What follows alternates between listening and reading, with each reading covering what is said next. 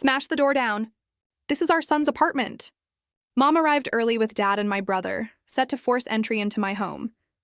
The one I evicted them from yesterday after they shamed me before our entire family, pulling out a crowbar. I abruptly opened the door.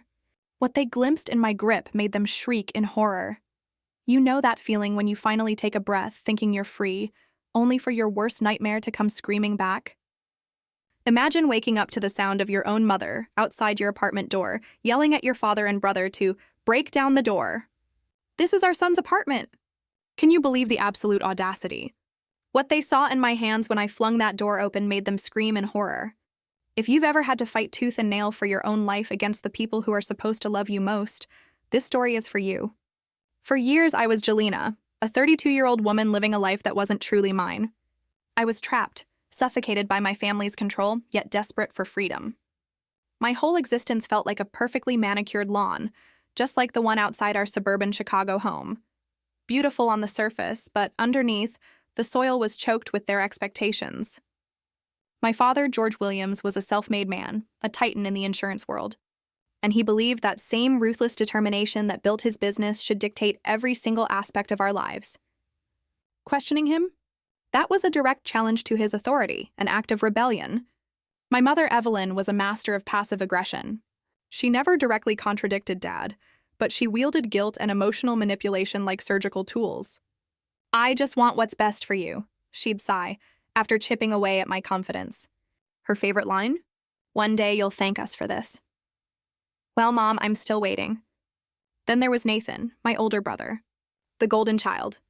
He mirrored my father's business acumen and his condescending attitude towards me. While Dad controlled with commands, Nathan used mockery. Don't be so dramatic, Jelena, became his catchphrase whenever I dared to express a genuine emotion. Status was everything to them. Our family's reputation was cultivated with the same obsessive care as my mother's prize-winning roses. We had to be perfect always. My education wasn't about learning. It was a badge of honor for them. When I dared to show artistic talent in high school, my father scoffed. Art won't pay the bills, he declared, steering me straight into business school. My dreams of art vanished, replaced by marketing textbooks. Even my body wasn't my own. My mother dictated my haircuts, my clothes, my weight. No one will take you seriously looking like that, she'd say. And slowly, I lost all sense of my own style. Dating? Forget about it. Any boy I brought home faced a ruthless interrogation from my father about his family and career prospects. Nathan would then chime in, explaining why they weren't good enough for our family. My first serious college boyfriend, Daniel, was dismissed because his parents were teachers, not professionals. My parents' subtle sabotage ended that relationship. Their control extended to my finances, too. They paid for my education, but never let me forget it. We invest in your future because we love you, they'd claim. But that investment came with unbreakable strings. They insisted on access to my bank accounts well into my 20s. Every purchase was scrutinized, judged. My first real attempt at independence after college was a disaster. I took a marketing job outside my father's company. The fallout was immediate. After all we've done for you, my mother wailed over the phone. My father was more direct. You're making a mistake that will cost you your future.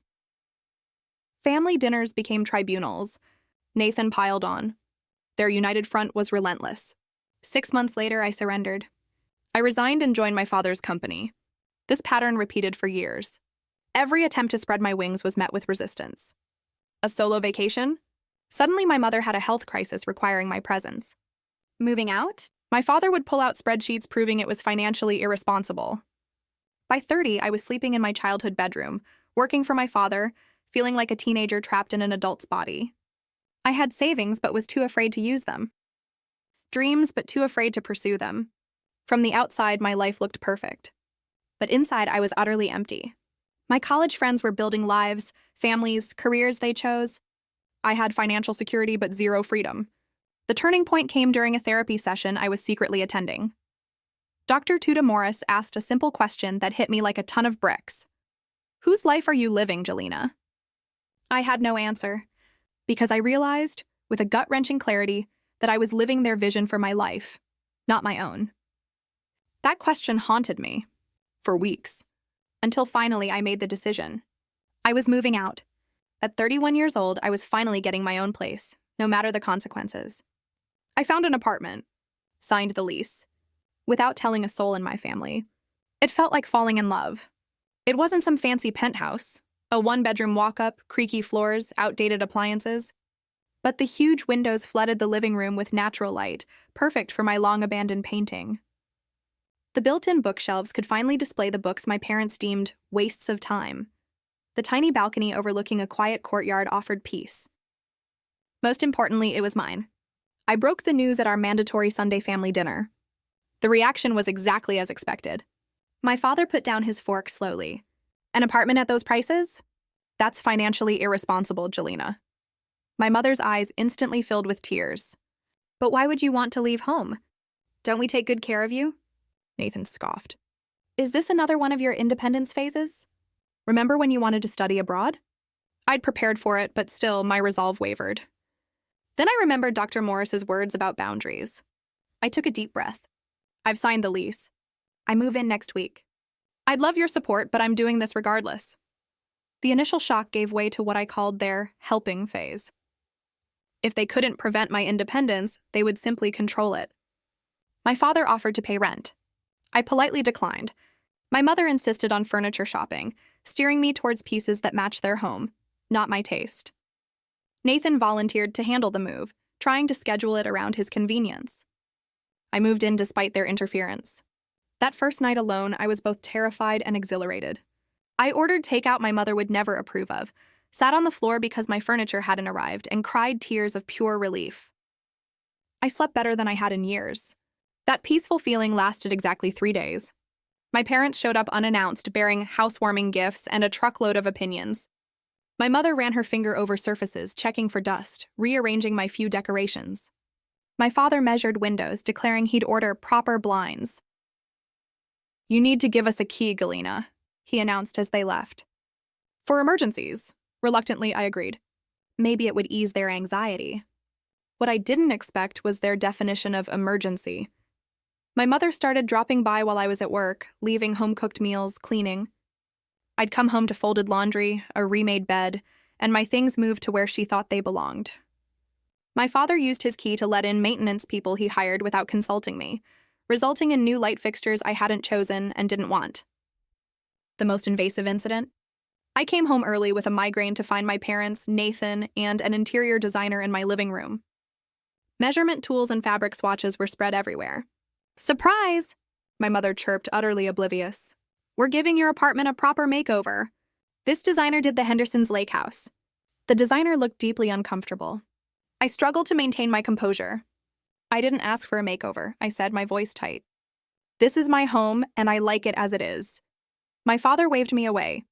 You don't know what good design is, honey. Let the professionals handle this. That evening, after they finally left, I sat in my living room feeling utterly violated. They had entered my space without permission, making decisions about my home without my consent. The parallels to how they'd always treated my life choices were impossible to ignore. It was my neighbor, Olivia, who helped me see clearly. We met in the hallway, and over a thank you coffee, I found myself pouring out the story of my family's surprise redecorating committee. Olivia, a social worker about 10 years my senior, listened without judgment. Jelena, she said gently, what you're describing sounds like they don't respect your boundaries. Having a key doesn't give them free rein. They're just trying to help, I heard myself say. The old excuse, automatic. Is it helping if it makes you uncomfortable in your own home? She asked. Help should make your life better, not make you feel invaded. That conversation was another turning point. The next day I changed the locks. I didn't tell my family immediately. I knew the confrontation would be intense, so I used the time to prepare myself emotionally with Dr. Morris's guidance. Setting boundaries isn't about punishing them, she explained. It's about protecting yourself and establishing healthy relationships. What if they never accept my boundaries? I asked, voicing my deepest fear. Then you'll have information about what kind of relationship is possible with them. Not everyone can adapt, especially if they're used to control.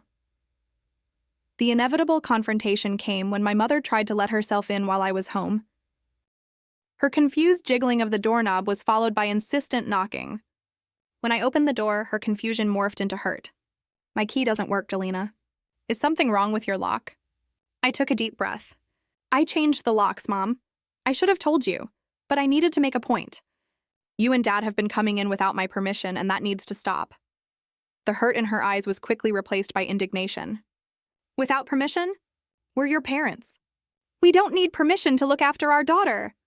I'm 32 years old, Mom. I don't need looking after. And yes, you do need permission to enter my home.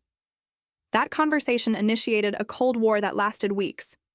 Their calls became less frequent, though Nathan picked up the mantle, trying to convince me I was overreacting. They're just trying to make your place livable, he sneered. You've always been so sensitive. Despite the tension, I held my ground. Each day in my apartment became a small victory for my independence. I painted the living room a soft blue my mother would hate. I bought eclectic furniture from thrift stores, rather than the high-end retailers my parents preferred. I hung my own artwork on the walls, pieces I'd created in secret over the years. My confidence grew alongside my sense of personal style. I reconnected with college friends, people I'd lost touch with during years of family-enforced isolation. I joined a local art class, painting regularly again. I even started dating without running potential partners through my family's approval system. 6 months into my independent life, I felt like a different person. My apartment had become a true reflection of who I was, not who my family wanted me to be. The only shadow over my new life was the ongoing tension with my family, which was building towards an explosion no one could have predicted. Aunt Patricia's 60th birthday was a huge deal, marked months in advance. As my mother's only sister, she held a special place, and her milestone birthday meant a gathering of the entire extended family. Usually I'd dread these events, knowing it meant hours of performative family harmony. But after 6 months of solid independence, I felt stronger, more capable. I chose my outfit carefully, a navy blue dress that was professional, yet expressed my style. I wore jewelry I'd bought for myself, not the pearls my mother insisted on. I drove to Aunt Patricia's, nervous but determined. The first hour went surprisingly well. I reconnected with cousins I genuinely enjoyed. Sophia commented on how happy I looked. Uncle David asked about my apartment with what seemed like genuine interest. Even Aunt Patricia noticed the change. "There's something different about you, Jelena," she said, pulling me aside. "You seem lighter." I actually started to relax, thinking maybe my fears were overblown. Maybe they could accept the new, independent me. That hope died quickly. My father clinked his glass to gather everyone's attention during lunch. "While we're all together," he announced, with the confidence of a man who always controlled the room, "I wanted to share some exciting news about Jelena's apartment." My body went cold. All eyes turned to me. I had no idea what he was about to say. That was alarming enough. "Evelyn and I have decided to give Jelena's apartment a complete renovation. As a surprise." He beamed as if he'd just announced a cure for cancer. "We've hired Wilson Designs, the same firm that did the Johnson's Lake House." My mother jumped in enthusiastically. "We've already ordered new furniture, and the painters start Monday. Wait until you see the plans."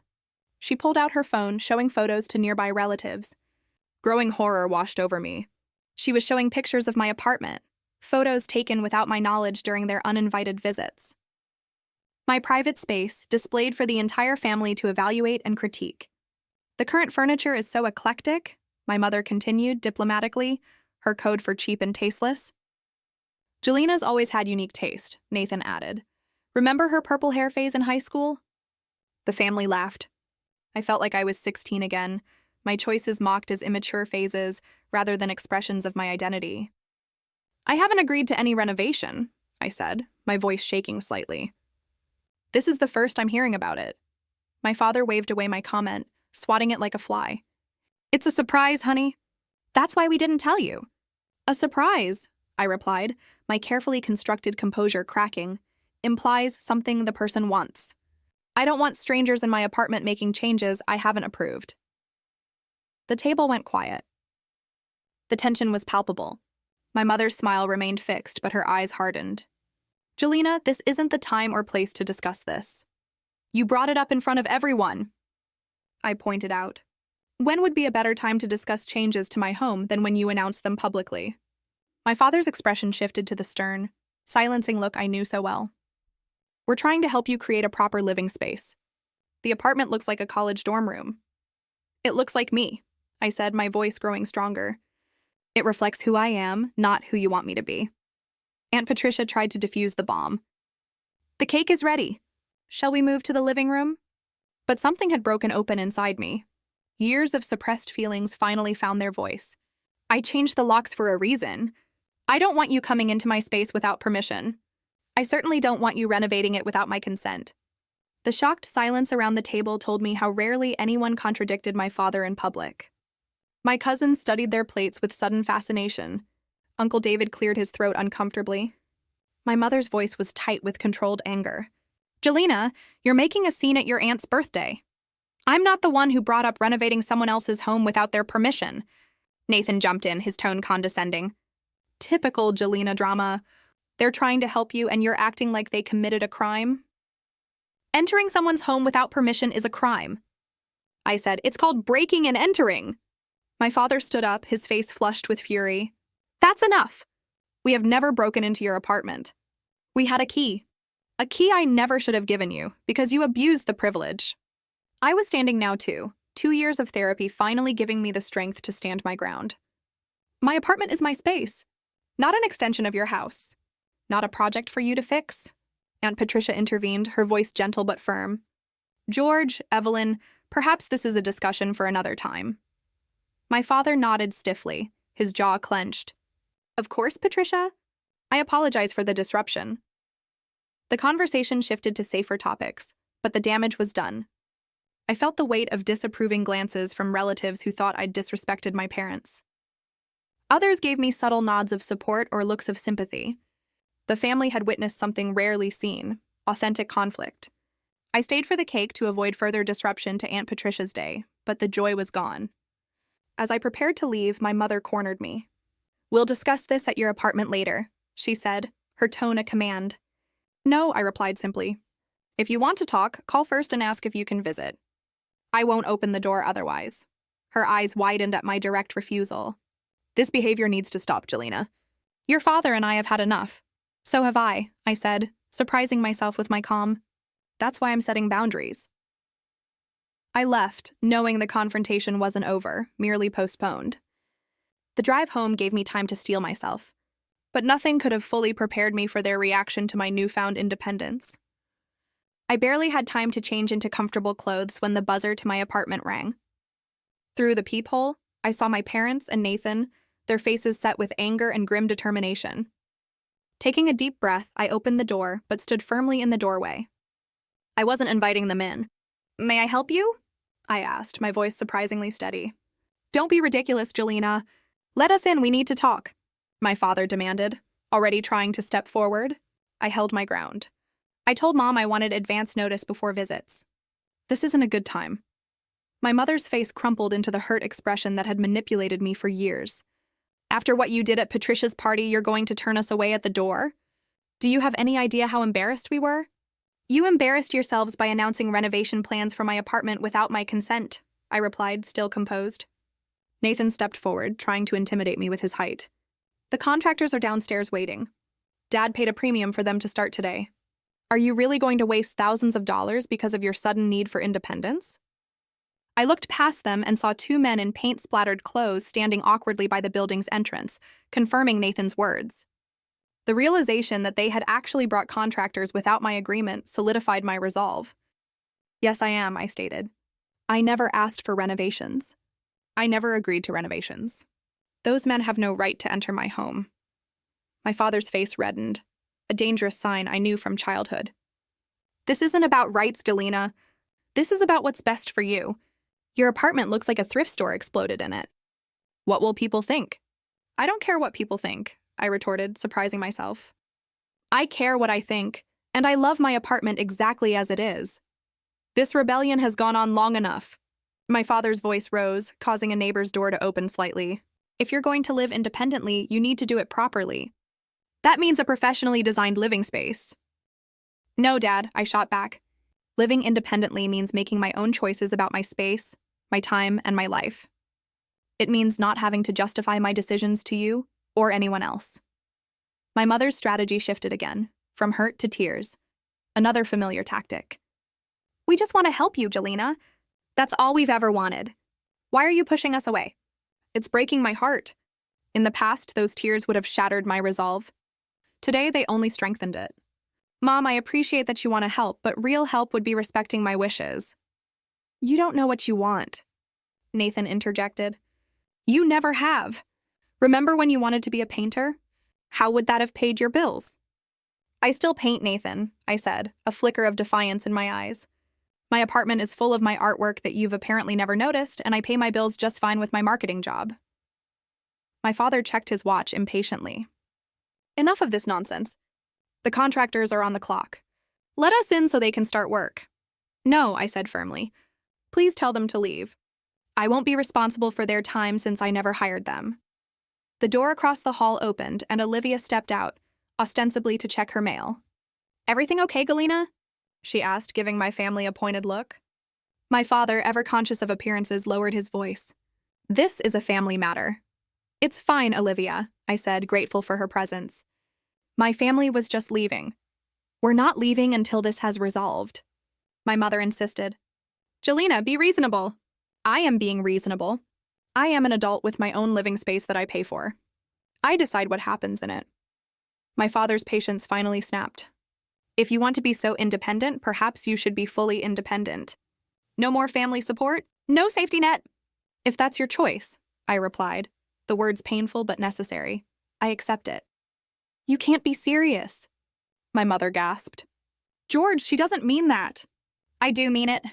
I would rather live without your financial support than with your constant control. Nathan stepped closer, his voice low and threatening. You're making a huge mistake, Jelena. You've always been dramatic, but this is taking it too far. The only mistake I made was not setting boundaries sooner, I retorted, standing my ground despite his intimidating stance. My father pulled out his wallet and removed a credit card with my name on it, one they had given me for emergencies, but that I hadn't used since moving out. He held it up, then tucked it back into his wallet. When you come to your senses, let us know. Until then, you're on your own. I already am, I said quietly. My mother made one last attempt, her voice breaking. Please, Jelena, let us help you. Let us in. Looking into her pleading eyes, I felt a momentary waver in my resolve, the lifetime habit of giving in, fighting against my newfound strength. But then I remembered the photos she had shown everyone, the invasion of my privacy, the complete disregard for my wishes. I love you, Mom, but no. Please respect my decision. This isn't over, my father said ominously as he finally turned to leave. We'll be back tomorrow, and I expect a more reasonable attitude. Don't come without calling first, I reminded them. And I expect you to respect my decision, even if you don't agree with it. Nathan was the last to leave, lingering in the doorway. You know they'll never give up, right? This little independence game will end eventually. It always does. This isn't a game, Nathan, I said, my voice weary but firm. This is my life. After they finally left, I closed the door and leaned against it, my legs suddenly weak. The confrontation had drained me, but underneath the exhaustion was a profound sense of pride. I had held my boundary. Olivia emerged from her apartment. I heard most of that. Are you okay? I invited her in for tea, grateful for a friendly presence. They've never taken no for an answer before, I said. I don't think they'll start now. Then you need to be prepared, she said pragmatically. First, let's change your locks again. I know a locksmith who can come today. By evening, I had new locks installed, but the knot of anxiety in my stomach wouldn't ease. My father's parting words echoed in my mind. This isn't over. Knowing my family, I suspected they would escalate rather than accept my boundary. I just didn't realize how far they would go. The pounding on my door jolted me awake at 6:01 in the morning. Disoriented, I fumbled for my phone. Who could possibly be at my door so early? The answer came in my mother's shrill voice, piercing through the wood. Jelena, open this door immediately! Fully awake now, heart racing, I pulled on my robe and moved towards the door. Through the peephole, I saw my parents and Nathan, their faces set in determined expressions. Jelena, we know you're in there. Open up, my father's commanding voice. It brought back a lifetime of automatic obedience. But I resisted. What are you doing here so early? I called through the door. I told you to call before coming over. This has gone far enough, my father replied. Your mother is worried sick about you. Open the door so we can talk properly. I'm fine, and I'm not opening the door. Please leave and call me later if you want to talk. There was a murmured conversation. Then my mother's voice again, this time with a quaver that sounded rehearsed. "Jelena, honey, we're concerned about your mental health. This behavior isn't like you." The implication was clear and alarming. They were framing my independence as a mental health crisis. I'd heard of families using this tactic to regain control. The realization that mine might go this far sent a chill through me. My mental health is fine. In fact, it's better than it's been in years. My therapist can confirm that. Therapist? My mother's genuine shock came through the door. "You've been seeing a therapist without telling us?" Before I could respond, I heard my father's impatient voice. "This is ridiculous. Nathan, go down to the car and get the tool bag." The implication of his words hit me like a physical blow. They were planning to force their way in. My hands shaking, I picked up my phone and called 911, speaking quietly. "I need police assistance. My family is threatening to break into my apartment." I explained everything to the dispatcher, giving my address. She assured me officers would be there shortly and advised me to stay on the line. I kept the call active, but muted my end so I could hear what was happening in the hallway. "I can't believe it's come to this," I heard my mother say. "What will the neighbors think?" "They'll think we're concerned parents checking on our daughter," my father replied. "No one would blame us for that." "Are you sure about this, Dad?" Nathan's voice held a rare note of uncertainty. "She's left us no choice. Break down the door. This is our son's apartment." The bizarre statement confused me until I realized he was constructing a narrative where this was somehow Nathan's place that I was occupying. The level of delusion shocked me. I heard Nathan return, followed by the metallic sound of tools. The dispatcher asked if I was still there. I unmuted. "They have tools.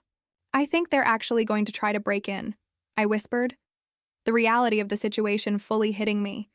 "Officers are 3 minutes out," the dispatcher assured me. "Stay on the line." I heard a scraping sound at the doorframe. They were actually doing it. Actually attempting to force entry into my home. A lifetime of compliance and fear battled with the newfound strength I had been building. In that moment, I made a decision. I had been recording the entire exchange on my phone as evidence. And I had something else they didn't expect. Yesterday, after their visit, I'd contacted a lawyer friend who'd helped me file for an emergency temporary restraining order. Based on their harassment and threats, the paperwork had been processed remarkably quickly, thanks to my friend's connections, and the official documents had been delivered late last night. The sound of metal against my doorframe grew more insistent. I could hear my mother's anxious encouragements and my father's directions to Nathan about where to apply pressure with what I assumed was a crowbar. Making a split-second decision, I positioned myself to the side of the door, restraining order in one hand, phone recording in the other. In one swift motion, I unlocked the door and pulled it open, staying carefully to the side in case they tried to rush in. The sudden opening of the door caught them completely off guard. Nathan stumbled forward, a crowbar indeed in his hands. My father's face registered shock, then anger, but it was my mother's reaction that would stay with me forever. As her eyes fell on the documents in my hand and the phone, obviously recording, her face transformed from righteous concern to utter horror. "What are you doing?" she shrieked, backing away as if I were threatening her rather than the other way around. "Defending my home from intruders," I replied calmly, holding up the restraining order. "This is a temporary restraining order prohibiting all of you from coming within 100 feet of me or my residence. You are currently in violation of that order, and you're being recorded attempting to break into my apartment with a crowbar." My father lunged forward, reaching for my phone. "Give me that. You're not recording anything." I stepped back inside my doorway. "Everything has already been uploaded to cloud storage. Breaking my phone won't delete the evidence."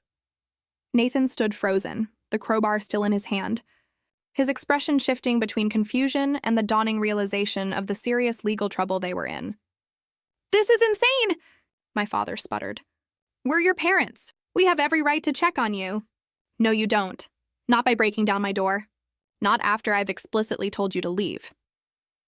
The elevator at the end of the hall dinged, and Officer Garcia stepped out, her hand resting cautiously near her weapon as she assessed the situation. The sight of Nathan holding a crowbar immediately put her on alert. "Put that down slowly," she instructed Nathan, who complied immediately, placing the crowbar on the floor. "Officer, there's been a misunderstanding," my father began, slipping into the charming persona he used with authorities. "We're just concerned parents checking on our daughter." Officer Garcia looked to me for confirmation. I shook my head and held out the restraining order. I have a temporary restraining order against all three of them. They were attempting to break into my apartment after threatening to return yesterday when I refused to let them in. The officer reviewed the paperwork and nodded. This appears to be a valid order. Do you have evidence of the break-in attempt? I held up my phone. I recorded everything, including their statements about breaking down the door. What followed was surreal. The family that had controlled every aspect of my life for 3 decades was temporarily detained in the hallway of my apartment building. Officer Garcia took statements from all of us, and a second officer arrived to assist. My neighbor Olivia emerged, confirming she had witnessed yesterday's confrontation and heard this morning's disturbance. My parents' version painted me as unstable, claiming they were worried about my mental health after erratic behavior at a family gathering. Nathan backed their story, though he seemed increasingly uncomfortable as Officer Garcia questioned the necessity of a crowbar for a wellness check. If you are concerned about her welfare, why not call for a wellness check from the police? She asked reasonably. We didn't want to embarrass her, my mother replied. The irony of her statement apparently lost on her as she stood in a public hallway, having just screamed and attempted to break down my door. As Officer Garcia spoke with my parents, the second officer pulled me aside. Do you feel safe in your apartment? Is there somewhere else you can stay tonight? I feel safe here, I assured him. This is my home, and I'm not leaving because of their behavior. After what seemed like hours, but was probably only 45 minutes, Officer Garcia informed my parents and Nathan that they would need to come to the station to give formal statements regarding the attempted break-in.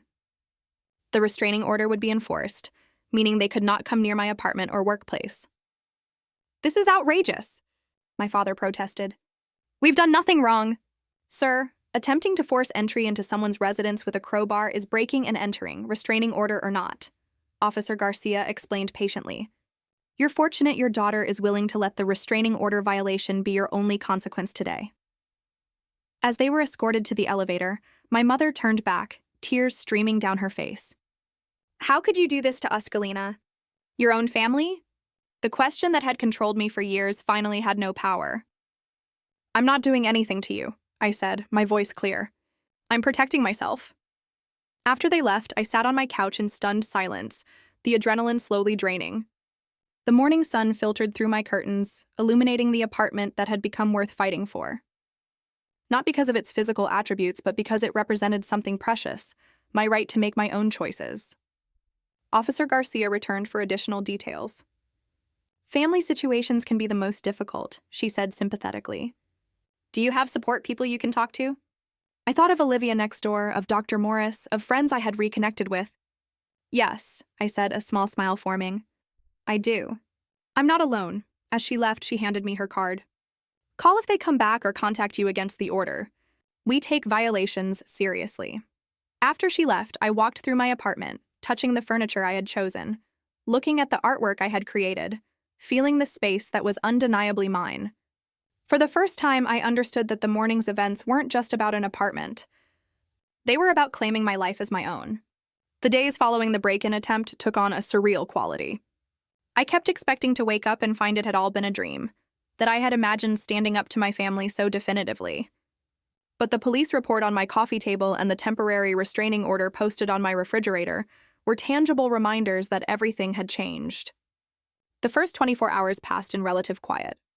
Then my phone began lighting up with messages and calls, not from my immediate family, who were legally prohibited from contacting me, but from extended relatives who had been enlisted in the campaign to bring me back into the fold. Your mother is devastated, Jelena, Aunt Patricia said when I answered her call. She hasn't stopped crying since they came home from the police station. I'm sorry she's upset, I replied carefully, but they tried to break into my apartment with a crowbar. They were worried about you. George says you've been acting erratically, making wild accusations. He thinks you might need professional help. The character assassination had begun, just as Dr. Morris had warned. I am getting professional help, Aunt Patricia. I've been seeing a therapist for months, and she's helping me establish healthy boundaries. Boundaries with your own parents? That's not how family works, Galena. It's how healthy families work, I countered. And I'm not making accusations. I have recordings of everything that happened. Similar conversations played out with other relatives. Some, like Uncle David, were more receptive. I always thought George was too controlling, he admitted. But breaking and entering? That's taking it to another level. The family divide became clearer with each call.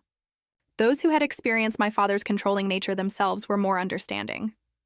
Those who benefited from their association with him or who shared his authoritarian views condemned my actions as ungrateful and rebellious. 3 days after the incident, I received an email from my father's attorney, Robert Clean, a man I had known since childhood as a family friend. The formal legal language couldn't disguise the implicit threat. They were considering legal action against me for defamation and false reporting, claiming I had misrepresented the situation to the police. I forwarded the email to my own attorney, Jessica Winters, who had helped me obtain the restraining order. Her response was immediate and reassuring. They have no case.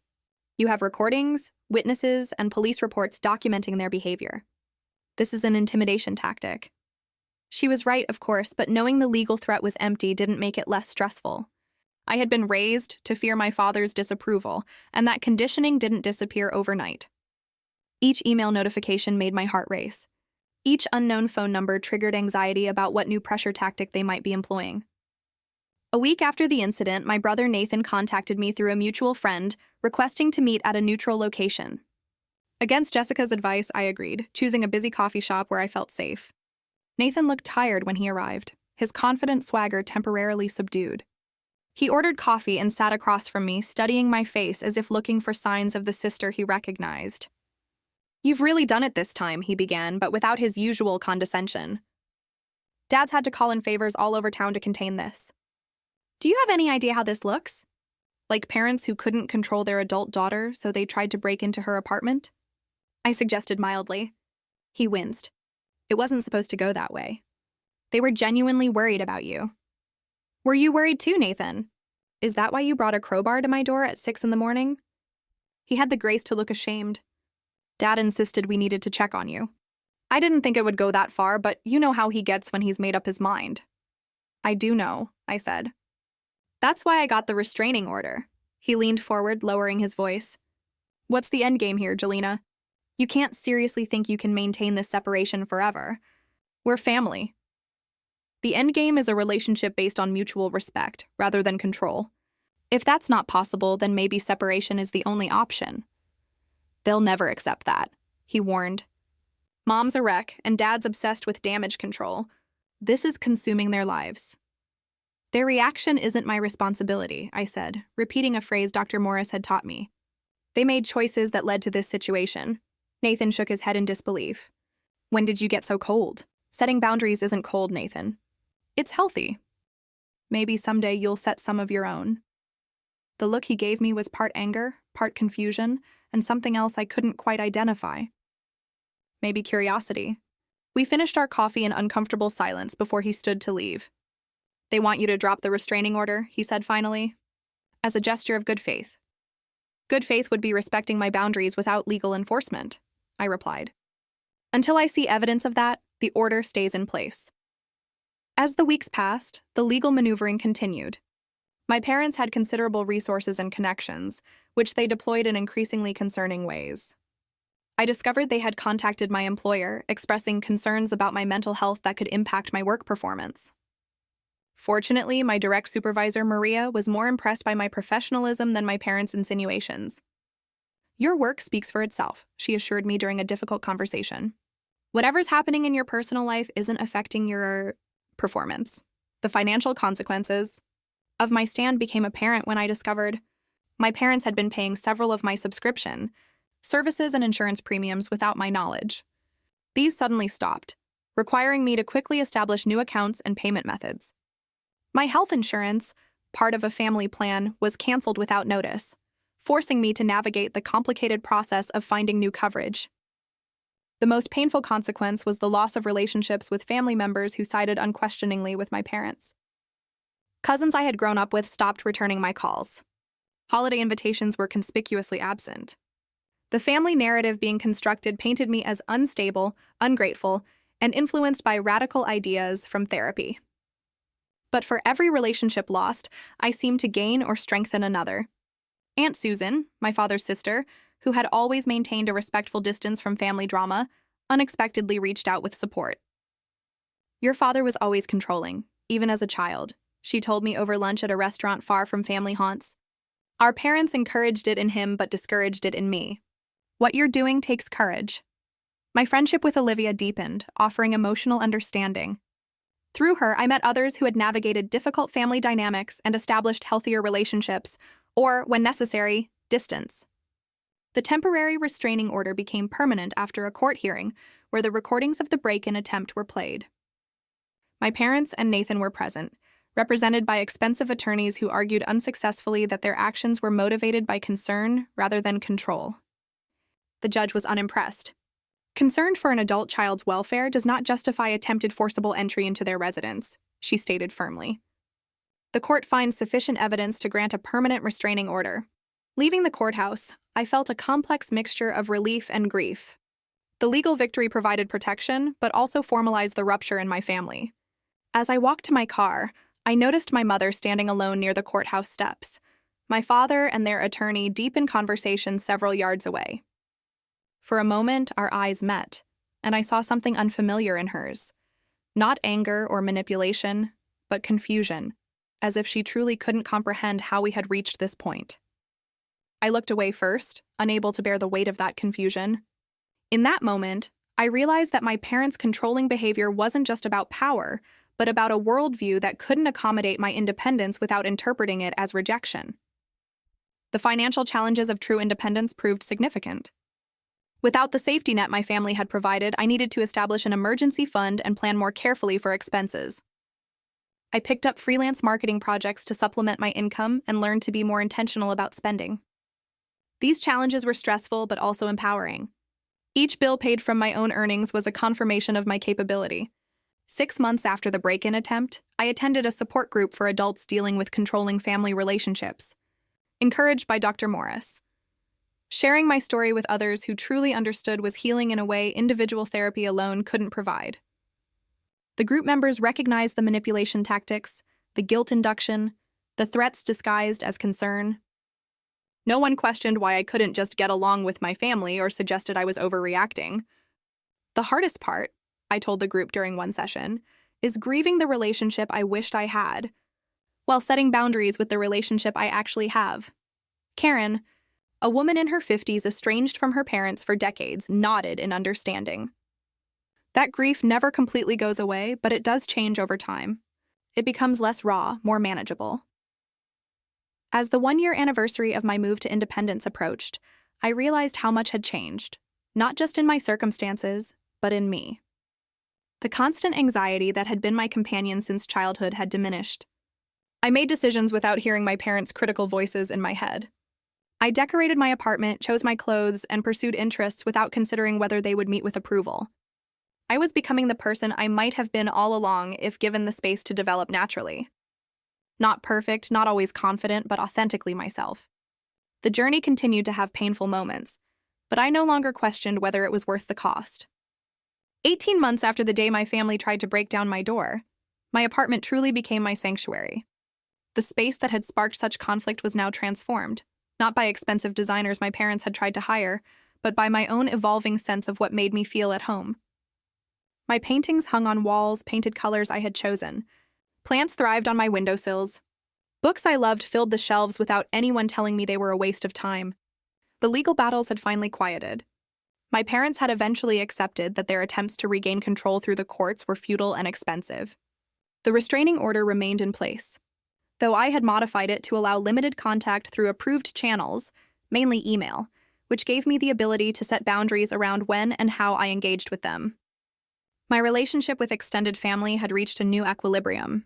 Some relatives, like Aunt Patricia, maintained polite but distant contact, carefully avoiding mention of the rift. Others, like Uncle David and Aunt Susan, had become stronger supports than ever before, offering the kind of family connection that nurtured rather than constrained. Holidays were spent with chosen family rather than out of obligation, a change that brought both sadness and relief. Nathan and I had established an uneasy truce. Our monthly coffee meetings were stilted at first, both of us unsure how to relate without our established patterns of golden child and scapegoat. Gradually, we found new conversation territory, discussing neutral topics like movies or books. During our last meeting, he had surprised me by admitting, "Sometimes I think you were right to leave. Dad's been even more controlling since you've been gone." The seed of awareness in that statement gave me hope that Nathan might someday examine his own relationship with our parents. I didn't push, knowing from experience that such realizations couldn't be forced. Professionally, I had found unexpected growth. Without my father's influence dictating my career choices, I discovered I had talents and interests I had never been allowed to explore. The freelance marketing work I had taken on out of financial necessity had led to specialized projects in arts promotion, blending my creative and business skills in ways that felt authentic and fulfilling. My friendship with Olivia had deepened into something that felt more like family than friendship. We had weekly dinner nights, held spare keys to each other's apartments, and provided the kind of mutual support I had always imagined healthy families shared. Through her, I had built connections with others who formed a community of chosen family. Dating had taken on a new dimension as well. Without my parents' approval looming over potential relationships, I was free to discover what I truly wanted in a partner. After several casual relationships, I had been dating Dylan for 6 months, a kind, creative man who respected boundaries in a way that showed me what healthy love could look like. Therapy with Dr. Morris continued, though less frequently. Our sessions focused less on crisis management and more on deeper healing, addressing the childhood patterns that still occasionally influenced my reactions to stress or conflict. Family estrangement comes with its own grief process, Dr. Morris explained. You're grieving not just the relationship you had, but the one you wished you had. That's a complex loss. The grief she described came in waves. There were days when I missed the good moments with my family, the rare instances of connection and warmth that had kept me hoping for change. Mother's Day and Father's Day were particularly difficult. Social media filled with celebrations of healthy parent-child relationships that highlighted the absence in my life. But alongside the grief was growth. I was learning to parent myself in the ways my parents never had, providing the validation, support, and unconditional acceptance I had always craved. I celebrated my own achievements, comforted myself through difficulties, and gradually replaced the critical internal voices with kinder, more compassionate ones. The process of healing showed me that their controlling behavior had never been about love, though they had framed it that way. Real love celebrates independence and growth. Real love respects boundaries and differences. Real love seeks connection without ownership. My experience had made me more aware of similar dynamics in others' lives. When my younger cousin Jaime reached out, confiding that she felt suffocated by family expectations, I was able to offer understanding without imposing solutions. I shared resources that had helped me and assured her that her feelings were valid, whatever path she chose. One unexpected area of healing came through my art. The paintings I created after the break-in attempt reflected my emotional journey, starting with dark, confined images and gradually opening to more light and space. A local gallery owner who purchased my work for a group show described it as a visual journey from confinement to freedom, not knowing the personal story behind the evolution. The most profound lesson I learned through this journey was that setting boundaries isn't selfish. It's necessary for authentic relationships. Boundaries define where one person ends and another begins, creating the space for genuine connection rather than control or obligation. Far from destroying relationships, healthy boundaries make true intimacy possible. I also learned that healing isn't linear. There were days when a simple email from my mother could trigger old patterns of guilt and self-doubt. There were nights when I questioned whether complete estrangement would have been easier than the complex, limited contact I maintained. But each time I navigated these challenges, I grew stronger in my conviction that I had made the right choice for my well-being. The question of reconciliation remains open. Not the kind that would require me to surrender my independence and return to old patterns, but a new relationship built on mutual respect. Is such transformation possible? I don't know. Family systems resist change, and the longer patterns have been established, the harder they are to break. What I do know is that I am no longer willing to sacrifice my authenticity for approval. The price of admission to my life is respect for my boundaries. Those who can offer that, whether blood family or chosen family, are welcome. Those who cannot must remain at a safe distance, not as punishment, but as protection for the self I have worked so hard to reclaim. The morning my family tried to break down my door marked the end of one chapter and the beginning of another. What they saw in my hands that day was not just legal paperwork or a recording phone, but my reclamation of power they had never intended me to have. Their horror was the recognition that they could no longer control my narrative or my life. The journey since has been challenging but worthwhile, filled with difficult choices but also unexpected joys. I am still discovering who I am outside of my family's expectations. Still learning to trust my own voice after decades of having it silenced. But each day brings me closer to the person I was meant to be all along. Have you ever had to set difficult boundaries with people you love, even family? How did you navigate that challenging terrain, and what did you learn about yourself? I'd love to hear your stories and insights in the comments below. If this story resonated with you, please like, subscribe, and share it with others who might be on similar journeys toward independence and authentic living. Thank you for listening to my story, and remember that your need for boundaries and respect is valid, even when others don't understand it.